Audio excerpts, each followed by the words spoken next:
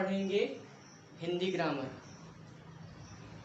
हिंदी व्याकरण में ये बहुत ही इम्पोर्टेंट विषय है जिसका नाम है, हमारा टॉपिक आज का है उपसर्ग। उपसर्ग से हमें क्या समझ में आता है, जब भी हम किसी भाषा में या हिंदी भाषा में नए शब्द का निर्माण करते हैं, नए शब्द बनाते हैं, तो नए शब्द को बनाने के लिए उपसर्गों का बहुत बड़ा योगदान होता है। उपसर्ग एक ऐसे शब्द या वाक्यांश होते हैं जो किसी मूल शब्द के सामने जुड़कर एक नया अर्थ, एक नया शब्द बनाते हैं और अपने आप को उस शब्द में पूरी तरीके से समाहित कर देते हैं।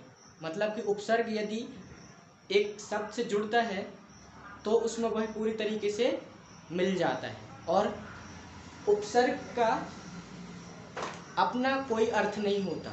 मतलब यदि उपसर्ग को बस हम पढ़ें तो उसका खुद का कोई अर्थ नहीं होता, लेकिन यदि वह एक नए शब्द में जुड़ता है, एक मूल शब्द जुड़ता है, तो उसको तरह तरह के अलग अलग अर्थ प्रदान करता है।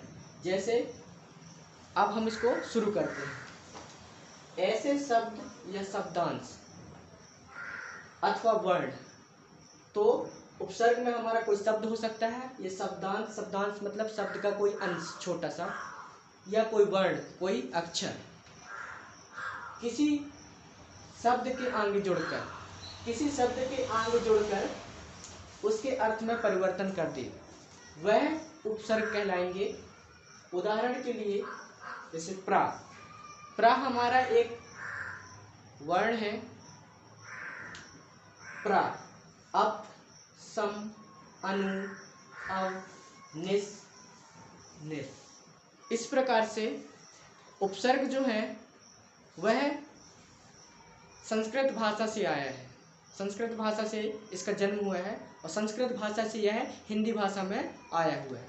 कुल मिला के उपसर्ग 22 प्रकार के होते हैं, जिनमें से मैंने यहाँ पे कुछ एग्जाम्पल लिखे हुए हैं। और इन्हीं उपसर्गों की मदद से हम नए नए शब्द बनाते हैं और व्याकरण को अपना मजबूत करते हैं और सीखते हैं। जैसे कि प्र से क्या क्या आएंगे, प्रबल, प्रसार, प्रख्यात, प्रसिद्धि। उसके बाद है दूसरा हमारा शब्द है परा।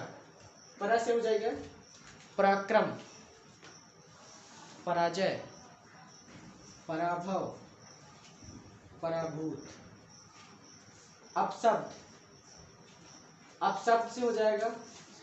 उसके बाद अप से क्या हो जाएगा, अपयश, अपराध, संन्यास, संगम, संकल्प, संतोष, अनुरूप, अनुज, अनुचर, अनुक्रम। इसी प्रकार से हमारे बहुत सारे शब्द हैं, इससे हम उपसर्ग को बनाते हैं और नए नए चीज़ों को सीखते हैं। तो हम एक बार इसको देखते हैं। अब हम और बहुत सारे उदाहरण लिखते हैं। जैसे एक उदाहरण हम लेते हैं, उपसर्ग हमारा नी। नी एक हमारा उपसर्ग है। इससे हमें कौन कौन से शब्द बनाने हैं, जैसे कि नी से क्या हो गया हमारा, नी का अर्थ होता है भीतर या फिर अंदर। जैसे कि नी से हमारा बनता है निगम। तो निगम शब्द में नी हमारा उपसर्ग है। इसके अलावा निर्यात, निवास,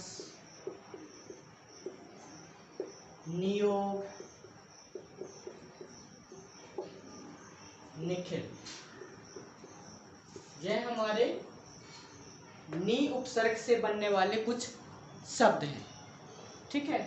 इसके बाद हम जैसे कि दूसरा कोई उपसर्ग पकड़ के रखते हैं। जैसे कि मान लीजिए कि हम एक उपसर्ग लेते हैं अधि। अधि मतलब पास या फिर समीप। तो इससे हो जाएगा, जैसे कि इससे बनने वाले शब्द अधि से